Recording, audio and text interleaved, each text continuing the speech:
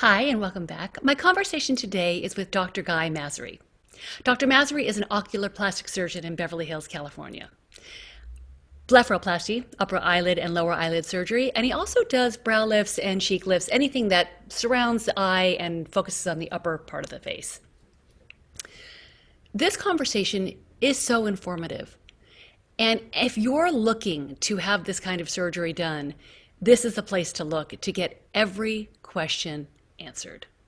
We leave no stone unturned, and hearing it all from Dr. Massry, who is an unbelievable surgeon, the nicest, calmest, sweetest guy, but even more importantly, so filled with professional integrity. He's the guy who says no to more people than he says yes to. And not because he doesn't want to waste his time, but because he honestly thinks that blepharoplasty isn't for everybody. If you're looking or thinking about blepharoplasty, this interview is for you. And if you're looking for a doctor, so is he. I hope you enjoy it. Hey baby, it's time for the NIKKI ALPERT podcast. Come on, pull up a chair. We gonna have some fun.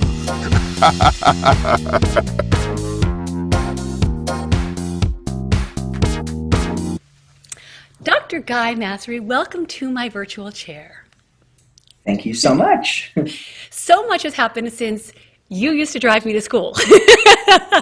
A few years ago. A week ago. You have become this world-renowned plastic surgeon, and you are a writer and an educator. You speak all over the world when there's not a pandemic. And I am so impressed, just number one, the guy I knew, the boy I knew, and what you're doing and how passionate you are about it. Oh, thank you so much. It starts by loving what you do and respecting what you do. And of course, respecting your clientele. These are just human beings and patients. And like any field in medicine, they want answers and help. So they deserve the truth. And if you can't treat them kindly, you're in the wrong business. 100% true. So let's talk about what you do. You are an ocular plastic surgeon. I am. So let's have a brief, if you will, because I'm doing a whole series on anti-aging. So I know you do all sorts of repairs for people who, God forbid, have been hurt or something, but we're talking about anti-aging here. So can you please explain to my audience what exactly an ocular plastic surgeon is? Right. So let's generally start by the field of cosmetic surgery. Mm-hmm. So cosmetic surgery has 4 core specialties. There are general plastic surgeons that do everything head to toe. So they do facelifts and nose jobs. They do breast work, body work. They do everything. And for years, that was it. With specialization and technology came dermatologists that are cosmetic dermatologists. They take care of skin. That's lasers and peels and energy-based devices. Then there's facial plastic surgeons. Those are ear, nose, and throat trained head and neck surgeons that go on to do separate subspecialty training only in the face, primarily facelifts, nose jobs, lip lifts, etc. But the one area that was lacking was the eyes, and the reason it was so important to develop a separate specialty for the eyes is because if it goes wrong, it affects your primary sense. Oh, God. 38% of all sensory input into a human being is visual. Yeah. You know, in a dog, it's smell. In Right. a shark, it's vibration. Eyes are important. And so what an oculoplastic surgeon is someone who's fully trained in ophthalmology. So you do all your eye training, become an eye doctor, and then you decide you want to go into plastics, and you do separate training in plastics as it relates to the eyes. And that's an additional 2 years today. Nice. And then you can When become you say today, certified. was it not when you did it? So when I did it, because I'm an old man now, it was a year. But I actually have a fellowship program, so I do train physicians, and every 2 years a new one comes in. Starting in June, we have a new fellow coming in. Nice. Yeah. And I know you educate and you write books and you talk about it on your Instagram page, which I think is Dr. Guy Massry, right? Yes. So if you guys want to check him out after that, that's where you'll go. And he talks a lot just about what he's doing, how he does it. You're going to love it. And the pictures are amazing. So but I know you do cheek lifts and things like that. So you pretty much do everything that is around the eyes as far as anti-aging stuff goes, correct? Right. So a really important concept to understand is that if you look at the eyelids, you separate them to an upper eyelid, what blinks up and down, and a lower eyelid, where people typically get age-related bags and puffiness. But you cannot correct an upper eyelid issue without taking the forehead and brow into consideration, because they're an aesthetic unit. And you cannot do lower lid surgery well without taking the cheek into consideration, because they're a unit. So oculoplastic surgeons do cosmetic and reconstructive surgery of the foreheads, eyelids, and middle face. And they also do tumors and tearing problems and problems of the orbit, the bony cavity that encases the eye. And I want to get to this later too, and I don't want to forget, you fix bad eye jobs. Yeah. So that's interesting that you say that, because so when I came back to California after training, I'd taken the university position because I really wanted to do academics, but I wanted to come home. So after 2 years, I came, but all the university positions here at UCLA, USC, Irvine, San Diego, they were all taken. So I decided that I'd find a way in private practice to create an academic setting. The problem is that if you just do the standard of what everyone does, it's hard to stand out. So I started doing what people didn't want to do, which was to try to take on these more complicated cases. And I did all kinds of additional training with some super people around the country. And once I developed a bit of an expertise, then that's how it kind of evolved. Is by doing revisions? By doing revisions, which is a tough, tough life to have. And let me tell you, I have seen plenty of people who need them.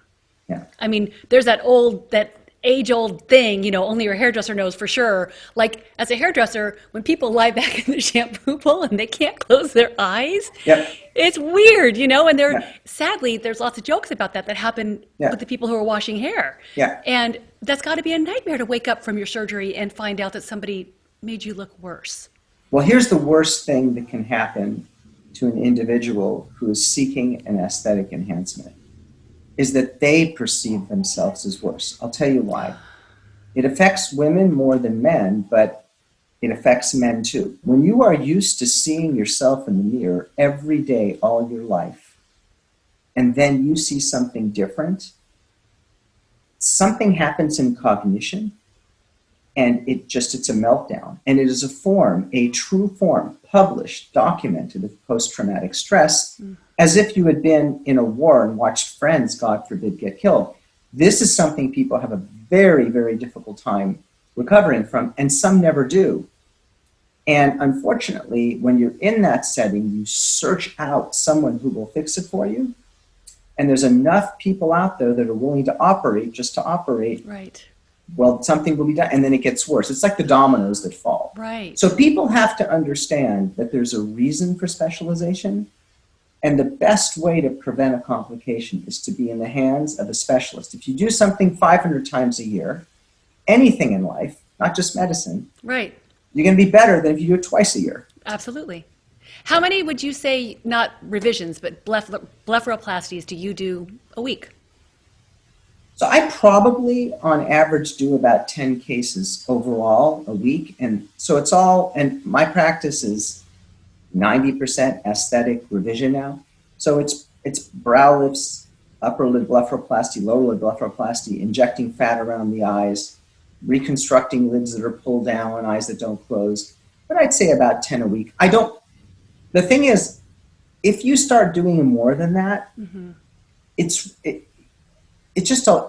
there is a factor. It's a lot. Because the problem is with surgery, it's not the actual surgery. So let's say I operate 3 days a week and do 3 cases each day. It's not the surgery that's the issue. I'm sure. It's that you've operated on a human being. That human being requires time and attention. And when your volume gets to a certain level, you can't give the service. So what I've done is it defers and it gets pushed out. But then it may take 6 or 8 months to see you. You get people unhappy for that reason. So you have to find a good mix and a good balance. Yeah.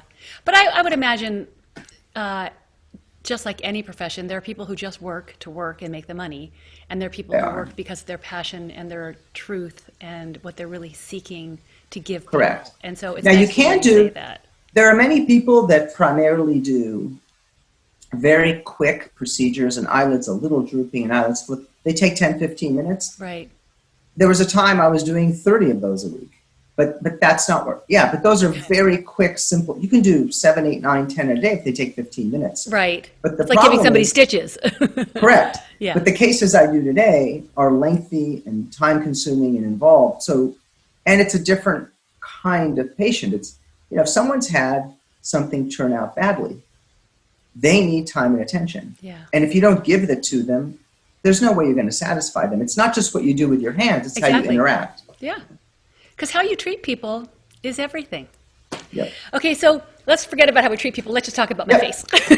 Yes, ma'am. So I Too am perfect. Nothing to talk about. That's very nice of you. I would bring a picture of me when you used to drive me to school compared to this, and you'd be like, yeah, it's not so perfect. And it's funny because, I guess it starts to happen, the aging process, anywhere from like late 30s, early 40s to 50-ish. And I was lucky. It didn't start till later. And all of a sudden, it's fast. And I've read certain things that say that the eyes age faster than the lower part of the face. Is that necessarily true, or sometimes that's true? No, the reason that that's said is because, it's traditionally been noted that patients have had their eyelids done. This is traditionally in their late 40s, early 50s, and facelifts probably at 60, 70. But today, we're doing facelift at 40. Yeah. They're doing eyelids in their mid-30s. Why? Because they're catching it earlier. And the belief is if you catch it earlier, the skin is of better integrity. The tissue has retained its elasticity. You have to be less aggressive in what you do. That may be true. I think it is for sure with a facelift. But the eyelids are the thinnest skin on your body, and they're constantly exposed to the environment, the sun, and all kinds of traumas. And because of that, the first changes you probably see are changes in the skin. So if you look at the face like a house, the bones are the foundation, the nerves are the electrical wires, and then there's plumbing and all these things. But all you see is what's on the outside, the paint or the wallpaper. Well, when the paint and wallpaper get scuffed up, yeah. So I think that if someone is really smart about the sun, now in our generation, I baked in the sun when I was a kid. My sisters put baby oil on their face and with iodine in it and a reflector. Iodine. That's right. Yeah. So I think if we're pretty good about the sun, and I think if we have a healthier diet and take antioxidants in our diet, that some of that will be controlled. And don't smoke. Smoking is the worst freaking thing in the world. Seriously. Or being around someone who does. And I understand people do, and it's not hard. Those are the things that really, and it usually hits you years and years later. Like everything else, like the sun. Like the sun. So what I would say is that I think if people are smart, that they start with, it's funny, we brush our hair, we brush our teeth every day. But because youth looks youthful, but then all of a sudden one day you just notice it. But if you do take care of your skin from a young age, makes a huge difference down the road. Yeah. So your next generation of patients will be different than the ones of our generation for certain. They already are. I guess they are because they're starting at 30 and 40, which is different. So I notice, because everybody has different stuff. And whenever I've gone to see anybody, like I've gone with friends to get their stitches out and stuff. And of course, without even asking, they're like, well, here's what I do to you. And I've always been so afraid of it. But the older looking I'm getting, the more I'm starting to consider, okay, it's probably time to start thinking about it. And everybody has always said to me, you have so much space right here, don't touch your eyes. But I am noticing that this part of my lid, especially in the morning when I'm a little poofy, there's some probably skin that could be removed. So if I were to do it now, even though I don't really need it now, but if I'm going to go do everything, 2 questions about that. If I'm going to get a facelift, because this is really what bothers me the most, I want to get my face done by the general plastic surgeon who really only does faces. Does that mean, but I want to come to you for my eyes? Yeah, so it just depends. There are plastic surgeons who are really good at eyes, good at noses, good at everything. Most of them tend to do one thing more than others, body work or facial work. And some of them are just aging face people. Some of them are lip people. Here's what I would tell you. I think if you find someone who's good and honest, they will tell you, they'll refer to someone like me. The people in town that do faces, there's so many that refer to me on a routine basis, and we combine the case because they want the end result. They're caring about the end result. The other thing I would tell you, you brought up a really good point. Aging is due to two things. The first is what we traditionally thought aging was, that things fall. Mm-hmm. But in reality, things deflate as much as they fall. In other words, take a balloon, take the air out, and then you have a grape that turns into a raisin. You watch that balloon deflate over days, and it just gets wrinkly and sinks to the bottom, just like my cheeks, my neck are.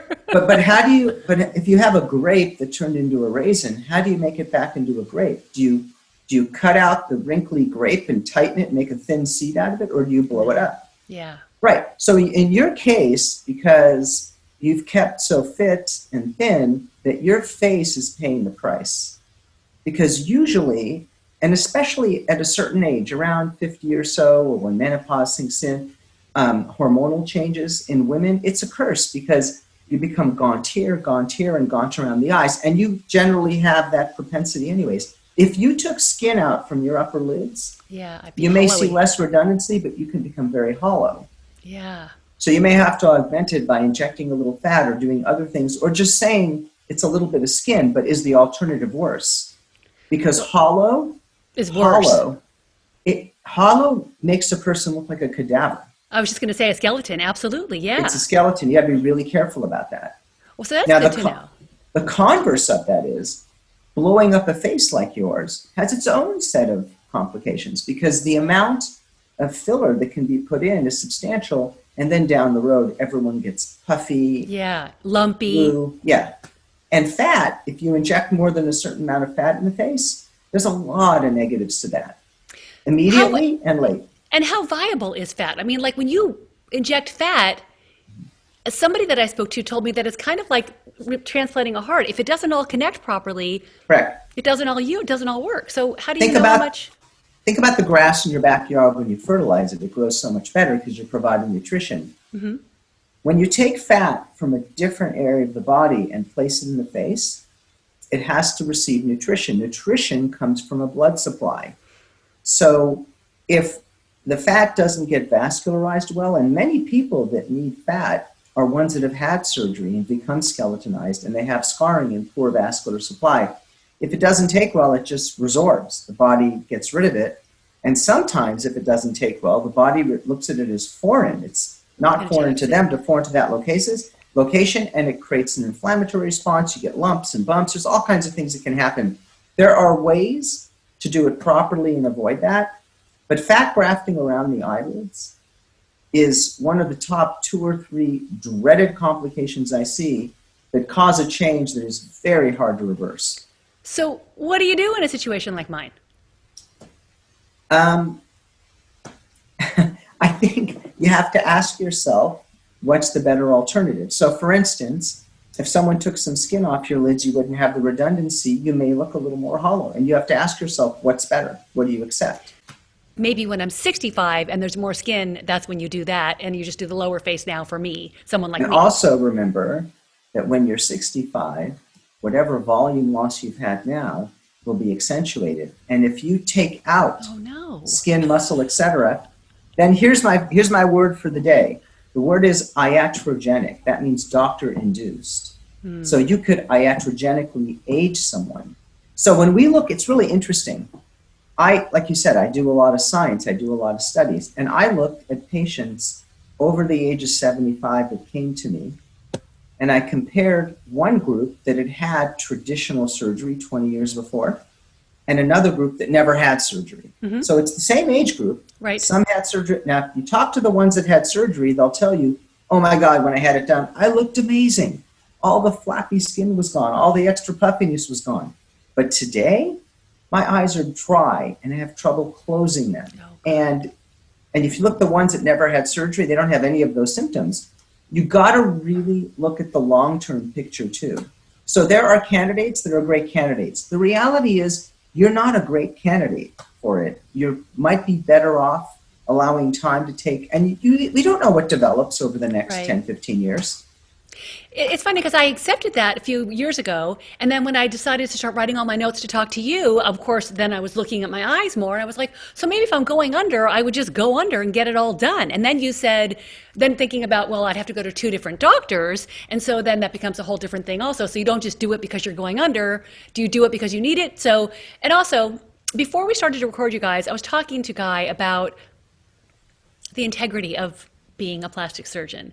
And I'm guessing you haven't heard a lot of them speak the way you hear Guy speaking to me. And I hope that you are touched by that, because just in life, there aren't many people like that Guy. And you know that, and I know that, but a lot of people don't look for that. And I am always looking for it. So I thank you for being that way. No, of course, of course. Okay, so let's pretend I am a great candidate for it, and I'm going to ask you all the questions I would ask you. So Sure. if I were to come in, you do a full eye exam on me, right? What are you looking for when you do that?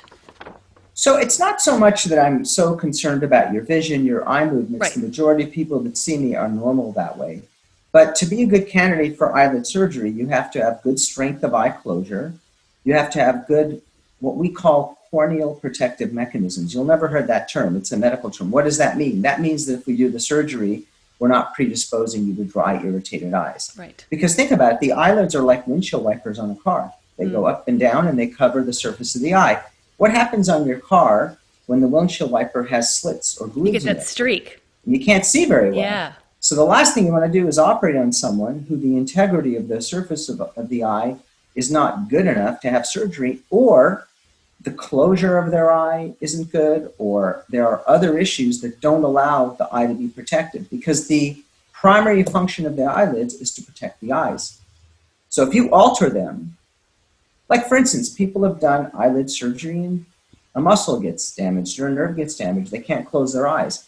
Well, now something's happened, whether the surgeon's fault or not. Sometimes it just happens where someone's got a problem for a long time, sometimes even for life.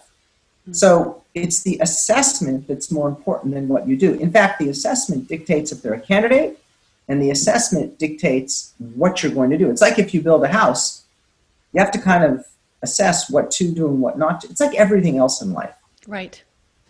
Yeah, and it's as important to figure out what you can't do and what you won't do as it is to consider what you will do, I guess. In fact, I'll go as far as to say this. The best doctors I know are the ones that know their limits. And everyone has limits. You could be totally expert in what you do, but if you have to know when to say no, when to refer, when to get help. Yeah. Again, in everything in life. Yeah, absolutely. I was going to say, I think that goes all the way around. Okay, so how often do you tell somebody no? So it's interesting. We were looking at the statistics in my practice, because I do a lot of clinical research, and out of every 10 new consults I see, I operate on 3 patients. That's it. So 70% of the people that come in, I don't operate on for a variety of reasons. One, they're not a good candidate. That's maybe half.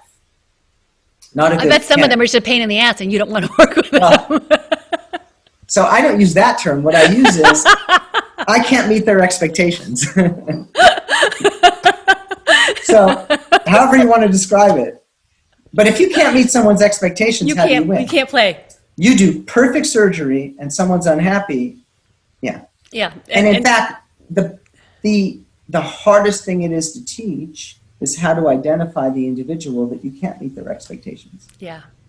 It's those people who come in with a list of doctors that they've seen who haven't done what they wanted, number one. And for me, it was like that list of people. I've gone to 47 different hairdressers and nobody gets it right. And I'm like, you know what? I'm not going to either. You're a pain in the ass. See you later. I can do that. You can't. Okay, so let's say I'm a perfect candidate and I'm coming in. And is there any such thing as getting them done too soon? Well, I guess there is. People who come in who are 27, and you're like, you really don't need this done, and I'm not going to do it because I'm not just doing surgery to do surgery. Right. So that's a good question. Actually, I think this is an important point.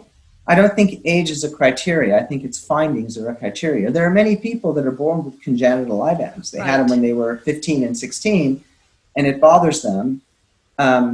I think it's really findings more than age. But as a general rule, those findings don't develop probably mid-30s or so, maybe a little bit earlier. So I'd say that 95%, you know how we were in school, they had this bell-shaped curve? Mm-hmm.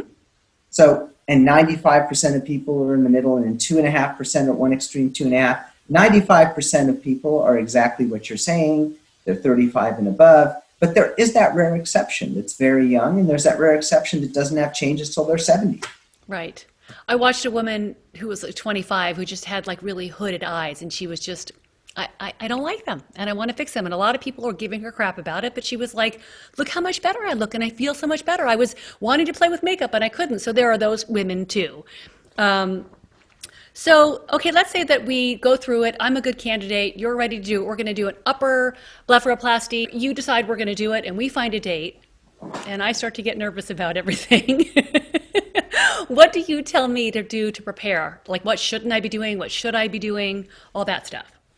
So it's pretty simplistic with surgery. The good thing is we have a system. So I do a lot of the medical communication as to what's going to be have to be done, and my coordinator usually goes over all those things, but I am always happy to review them beforehand. The most important thing is that you stay away from foods, medications, or supplements that could thin your blood.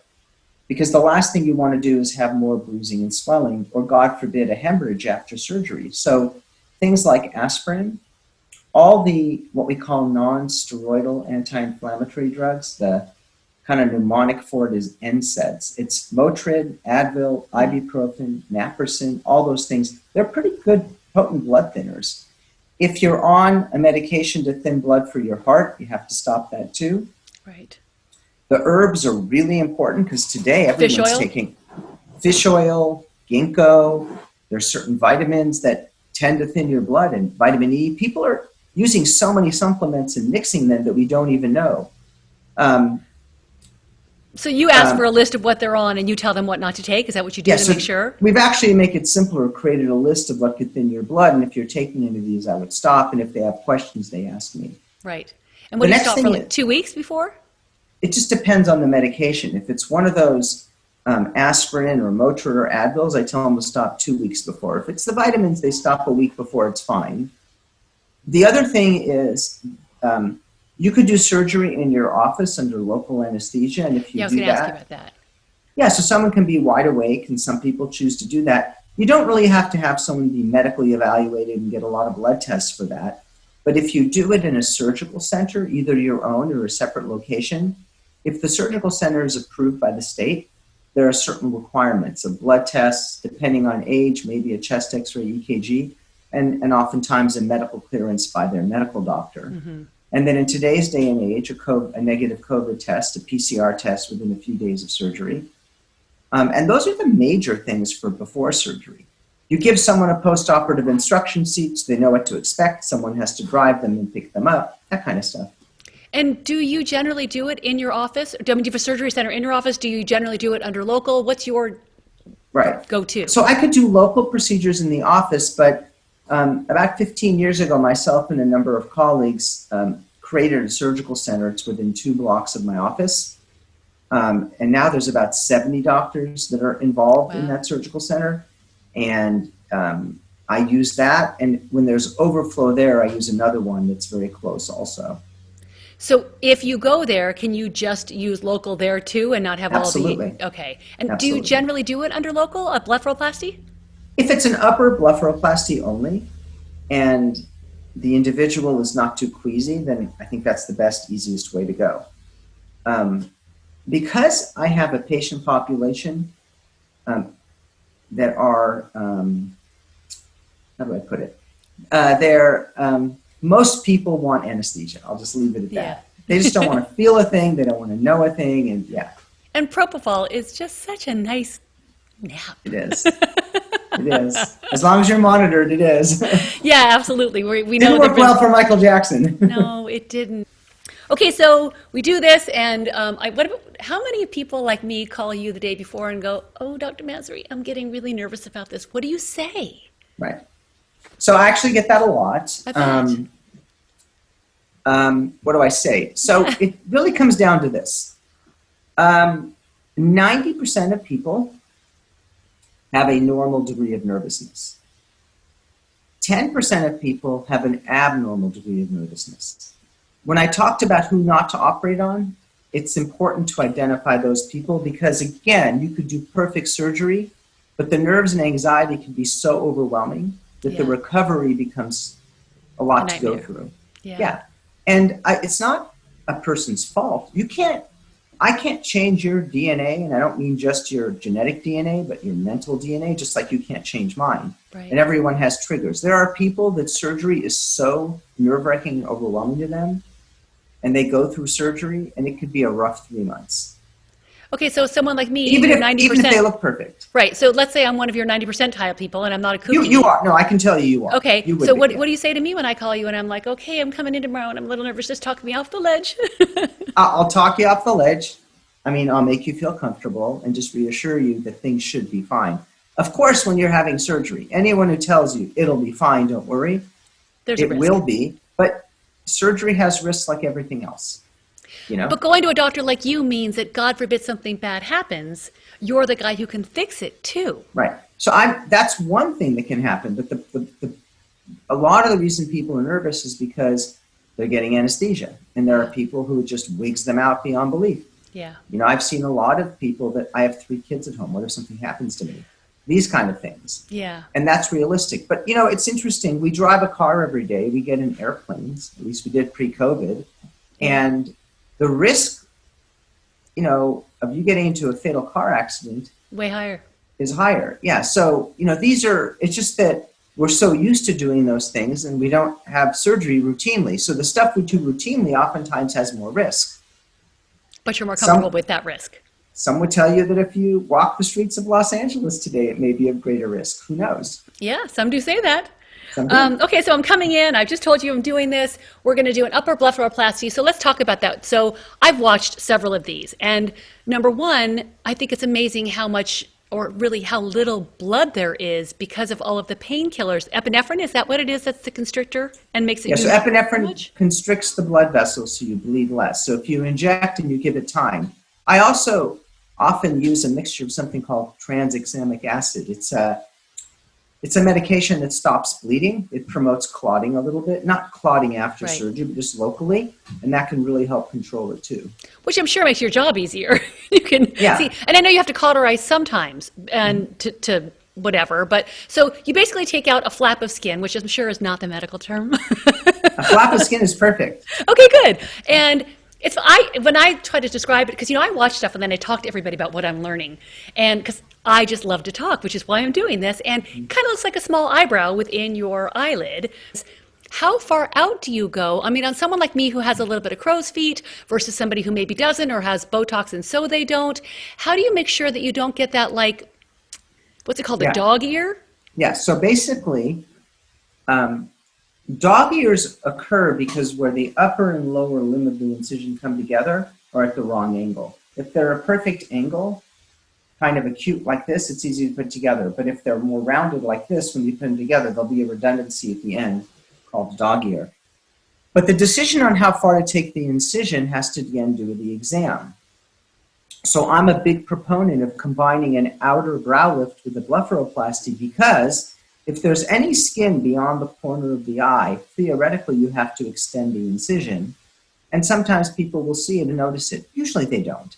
Right. But if you lift just the temple part of the brow, which is a small incision behind the hairline, and you pull from there, you get rid of the redundancy and you don't have to extend the incision. Well, that makes sense because it lifts this, and so then you don't have that hanging skin, Right. which is what you're talking Now, about when you say I redundancy. don't even call that a brow lift. I call it a temple lift, or I prefer the term brow recontouring because brow lifts scare people. Yeah. Because traditionally it made people look wide-eyed and surprised, but this is just recontouring the arch of the brow. And the other brow lifts that I've heard about, I guess at some point in our aging, the brow tends to go below your brow bone, right? Mm-hmm. And like, I after I read that, I'm like, oh, where are mine? Where are Yours are, you're definitely not. Your brow's okay. perfect. Yeah. Okay, good. So I go in, how long is the surgery? So I'm a pretty fast surgeon. I don't waste many moves, and I've done so much surgery over the years that I'm pretty quick at it. You mentioned So, 500. Is that about how many you've done, or have you done more? I'm guessing you've done more. 500 what? You said you want to go to, if somebody does 500 surgeries, then you know A they're year. going to be. Oh, yeah, no. A year. I'm sure if I look at, I've been doing this 27 years, and I've been on a lot of medical missions. I can't imagine I've done less than 15, 20,000 surgeries. I've just done so much surgery over the years. And again, as I've told you before, it's mostly because I'm a nerd and I'm just like devoted and dedicated to this thing. Love but that. I mean, an upper blepharoplasty shouldn't take more than 30 minutes. If you do a brow and upper lid, max 90 minutes, maybe an hour. It's all about how comfortable you are. I find that a surgeon who's fluid and has a system and a good team around them, you can zip through it. But if you have new people all the time and you're recreating the wheel, it's a totally different situation. To be able to be successful, do volume and do it well, the team around you is as critical as you. You need great nurses, great techs, great everything. Yeah. Okay, so anywhere from a half an hour to 90 minutes, depending on what you're doing, as long as you've got your team and you're not using it as a teaching moment or any of that stuff. So if let's say that, I would guess the recovery time, depending on whether you've gone local or you've gone IV sedation, is different. So that doesn't affect recovery. Recovery is when healing, bruising and swelling is gone. Okay, but I mean like until I leave the office. Like do you stay longer? I see what you're saying. Right? Yes. If you have IV sedation or general anesthesia, you'll be longer in recovery. Okay. And so I'm fine. I wake up. I'm good to go, whether I've gone to sleep and have my little propofol nap or if I've just done it locally. And then I go home. Mm-hmm. Do some people go to aftercare to just with their eyes? Well, if you do a brow lift, eyes, lower lids, inject fat, they have more done. Some do. But I'd say if you're not having a facelift or a very complicated redo nose job, most people don't go. And so what's it like to take care of yourself at home? So, usually I obviously would like someone should pick them up and someone should be with them. If they're not married, at least to have a friend stay with them if they don't have a partner. I haven't gone through it. I can just tell you, again, it's a spectrum from patients. There are some people that just melt down from anxiety. It's a small amount. The majority of people are really good. Bruising and swelling typically gets worse day 2, 3, and 4 before you turn the corner. You're applying ice every hour for a certain amount of time. Like regular ice or like peas because they're lighter? You can use ice in a baggie. You can use frozen peas. You can use chopped up ice. There are prefabricated compresses that you can put back in the refrigerator or the freezer afterwards. There's a whole slew of things. And how often are you doing that from day one? While you're awake, for the first 48 hours after surgery, while you're awake, probably 10 minutes per hour. Okay, not so bad, not a huge commitment. Then you're putting a little antibiotic ointment on the stitches, on the upper lids, drops in your eyes for the lower lids. Pain medications are oftentimes given, and sometimes an antibiotic and a steroid, an anti-inflammatory to control swelling, and then sometimes an anti-nausea pill. If you had anesthetic medications given, general or even IV sedation. IV, okay. All right, and when do I come back to see you after I've done that? So almost everyone I see in a week, unless there's a reason to see him sooner. So when I do brow lifts, if it's a full brow lift, I oftentimes put a drain in, so I see him at 2 days. Ooh, that's so gross looking. Yeah, it's not a big deal. Okay. Does it hurt to take out? Because I watched them take drains out, and that's just like, that makes me So when you do a drain for a brow lift, it goes across the forehead. There are nerves there. So what I usually do is I'll infuse the drain with an anesthetic so that when I take it out, they don't feel anything. Oh, that's much better than the nerves across the forehead getting that thing ripped out of it. Yep. Okay, so if I'm just doing an upper eyelid surgery, let's say, I come back to see you in a week, you said? Mm-hmm. Stitches come out. Okay. How many stitches do you put in, do you think? It's one long running stitch from one end to the other. So stitches can be interrupted, individual bites of sutures, or it could be a running suture that starts at one end and you just continuously run it to the other side. So do you have to cut each one, or does it actually come out if you cut the end off? Just cut it in a few spots, then you can just pull it and the whole thing feeds out. And does that hurt to have done? 95% of people, no. Some people that are very sensitive, I'll just put some numbing cream over the incision line. Yeah. Yeah, that makes sense. I mean, if you can do numbing cream and get a Botox shot, you can get numbing cream and get your stitches out. You could. And then I've read that it's 2 weeks and facelift or even eyelid, you're pretty much carpet ready. You might be a little swollen, but like you can put makeup on stuff and go out. So when you do a facelift, you're lifting tissue that's thick. A lot can be hidden. When you do your eyelids, it's so thin that every little thing shows up. If it's your upper lids at 2 weeks, if you healed well, yes. When you do the lower lids, especially if you move fat around or inject fat, it usually takes a bit longer. They'll look okay at 2 weeks. You're back in the gym, but you'll still have bouts of swelling and you still may have some bruising. So how long do I have to wait till I can work out again? 2 weeks. I could do that. And I've watched you move the fat from one place to another, as opposed to taking it from someplace different in the body. Does that fat, does it not, does the disruption of the blood vessels not happen when you move it from the eye? Because since it's localized there, it lives there. And you shift it around, it has its own blood supply. You don't decapitate it. So that's what's called a flap. You're moving it around. Versus a graft is when you take it from elsewhere, and flaps will always survive better than a graft. Yeah, that makes sense. Okay, so I've also read about the icing, and that there are, okay, here's actually a good question. You know, when you're sleeping and you just touch your face and you do things, you scratch yourself. How do you protect yourself from doing that when you're sleeping? Well, you don't really, I've been doing this a long time, and maybe once or twice in all the years have I seen the sleep-induced something happen. Okay. More common than that is I've seen people that have pets, like dogs, that sleep in bed with them, continue to sleep in bed with them. I've seen a dog lacerate an incision. I've seen infections from that. It's interesting. There's some crazy things that have happened after surgery that would blow your mind. I've had people go in the ocean 2 days after surgery. I've had people remove their own sutures. I've had people go in sauna. Don't ask. It takes all kinds. I think at night, you just go to bed, don't worry about it, and things will be fine. It would be very rare to have an injury at night. I've seen it a few times, but it would be very rare. Yeah. I have not found sleeping to be an issue. Okay, that's a good thing to hear. Yeah. I have my whole list here because I'm kind of pretending I'm at your office, and I would bring a thing of questions because I would hate to forget, Okay, so let's say I get home and I've got the 2 days of compression and all that. When can I wash my face and wash my hair and do all that? Yeah, so it's fine with me to do it the next day. I think it's very hard to disrupt what was done. So if there's a brow lift and there's a wound behind the hairline, it's closed very solidly. You couldn't open it if you tried. An eyelid wound, to rip it open would take a lot of energy. So I just tell people, the next day they can shower, wash their hair. In fact, I think it's better that they do. They feel better, and that makes them heal better. Yeah, but no blow drying and tugging by the stitches or any of that stuff. So that's a good thing. When you're doing a brow lift, a temple lift or other brow lift, the feeling of your scalp and your forehead is reduced for a short period of time. Oh. So I tell women not to blow dry their hair. Or if they do, to blow dry and then turn the heat on their hands so they can feel how hot it is, because I have seen people singe their scalp and burn them. Yeah. Wow, that's something you got to consider, huh? I didn't think about that. And you think I would have thought about that, considering that's what I do.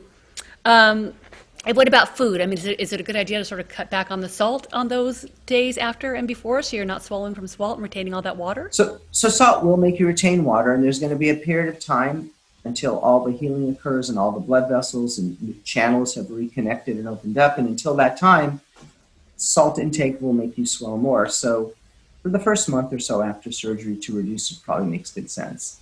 Yeah, I would think so, huh? Yeah. And okay, so when I first started talking about this, I would say about 4 years ago, 7 of my friends had their face lifted.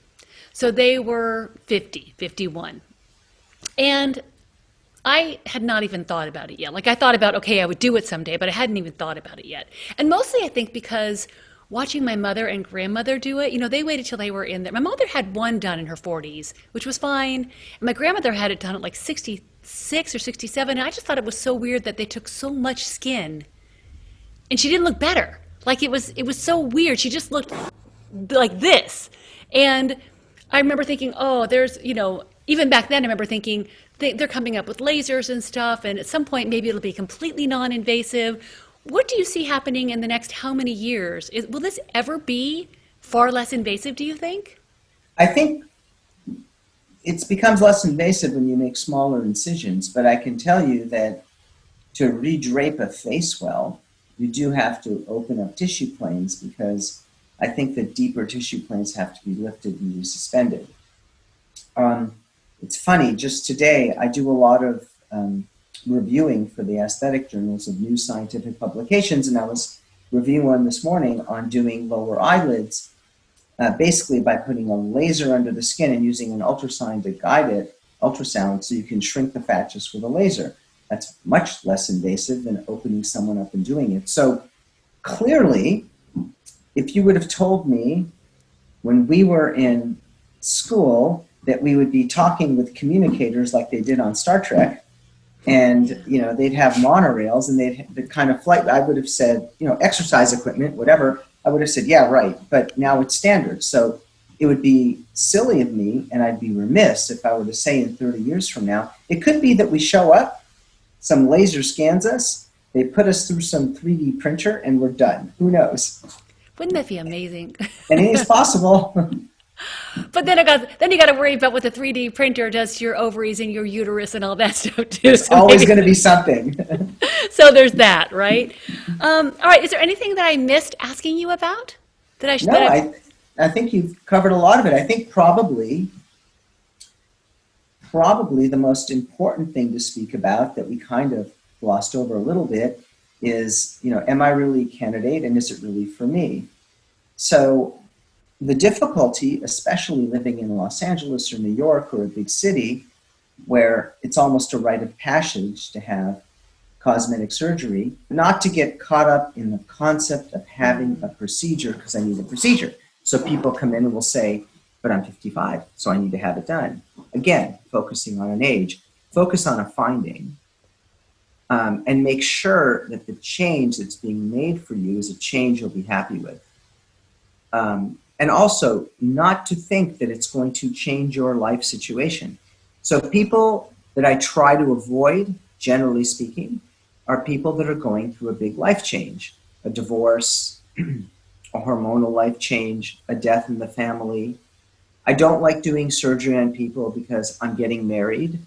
There's a lot of reasons not to do it, because invariably it's very hard to make someone happy in those situations because the surgery doesn't change the life event in any way, shape, or form. And I would say that most people that have major life events need to really sit down and come to grips with the event and be healthy within themselves before they can make such a big decision as having surgery.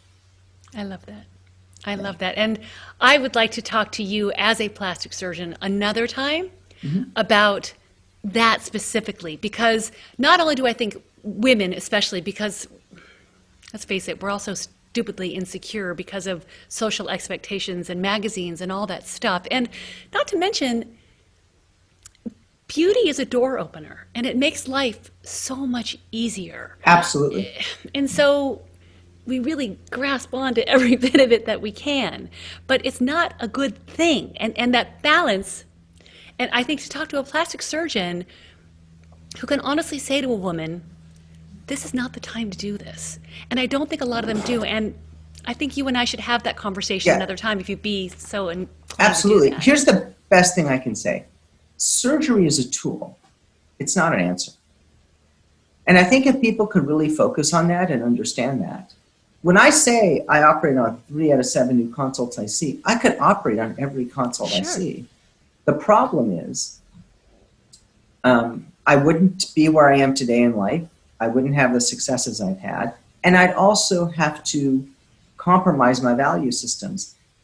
Anytime that you do something in life that's associated with financial remuneration, there is a temptation to do it wrong. If you're a stockbroker, if you sell widgets, if you sell insurance, if you're a physician is no different than any other human being. They are susceptible to the same temptations in life that everyone is. And if you live in Los Angeles, keeping up with the Joneses. And also the other dangerous thing that we didn't talk about, which is a discussion in its own, is the dangers of social media. Because I think social media is great when it's used appropriately. But I'll ask you a question. If I were to say to you 30 years ago, if I was in practice, where do you think the majority of my patients would come from? How would they get to me? Word of mouth. Or a physician refers me. One of the two. Yeah. Today, what do you think the majority of the patients come from? Social media?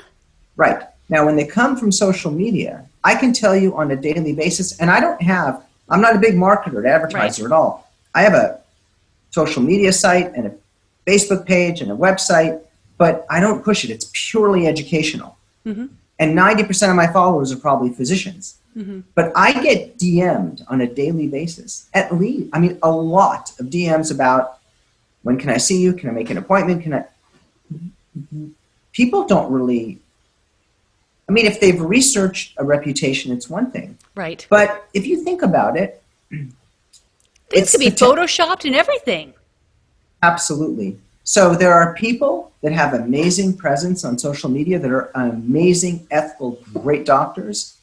And then there's people that use social media as a tool to build a business, which is fine too, as long as you can discern and do the right thing at all times. So social media has changed the world. So it's not just that it's changed the world in other ways. Right. I mean, it's really interesting. I kind of find this fascinating. When you and I were going to school, well, what are you going to do? Well, I'm going to go to school. I'm going to be a doctor, a lawyer, engineer. I'm going to go to trade school, be a carpenter. I'm going to go to trade school. I'm going to do this. I'm going to be a hairdresser. I'll be a painter, whatever the case may be. Mm-hmm.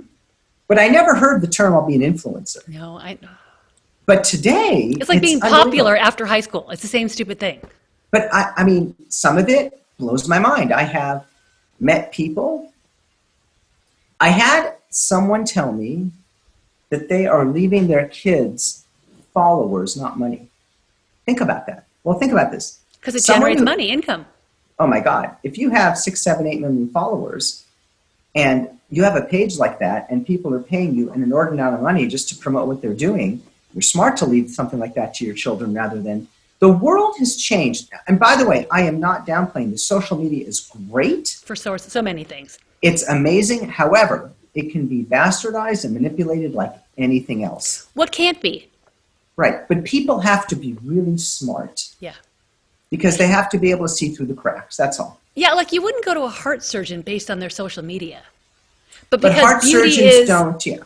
Yeah, but because beauty is visual, and then you get, how do you know that what you're seeing hasn't been touched up and photoshopped? So the other thing is that social media is primarily, in medicine, it's primarily in fee-for-service things where money exchanges hands. You're not going to see it in something like that. And by the way, I have total respect for it. There are people I know that have mastered it, and I wish I had that skill. They're amazing at it, and I respect it tremendously, and they do it ethically. Right. It also gives you a voice. And if you have a good voice, it's important with people with a good voice to get information out there. Yeah, it is, for certain. And listen, you do some of that on your page where you talk about what exactly is going on in the operating room. And so you're doing your part in that. And if I may, yes. Besides your incredible work that you can see on your Instagram pages, which are not touched up and are not photoshopped, because I think I had 3 or 4 clients that I sent to you who just looked so different after and so much better and loved every bit of all of it.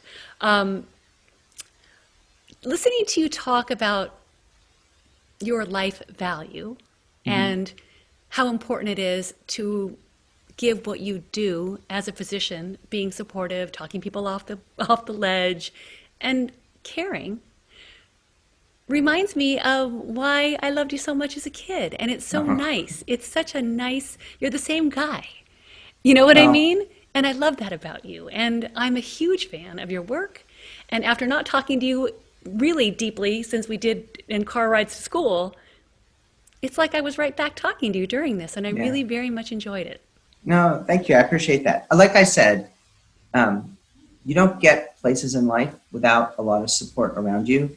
And I've been really blessed to have a family that's supported and friends that have been very supportive. And then I do something that I could honestly say I love doing. And how many people can say that? Yeah. And if I was fixing cars and I felt the same way, it doesn't matter that I'm a surgeon. I don't look at that as anything, but I do something I like to do. And that is an amazing feeling. Yeah. Never feels like work, right? Never feels like work. Yeah. You are blessed. You are wonderful at your job. And I thank you so much for your time. And I'm going to ask you to do it again with me to talk about the other thing that we discussed. Because I will never say no to you. Oh, Guy, I appreciate your time. Thank you so much for this. And guys, you can call his office. He will be kind, he will be loving, and he will do a beautiful job. And only if you need it. Have a great day. You too. Love you. Okay.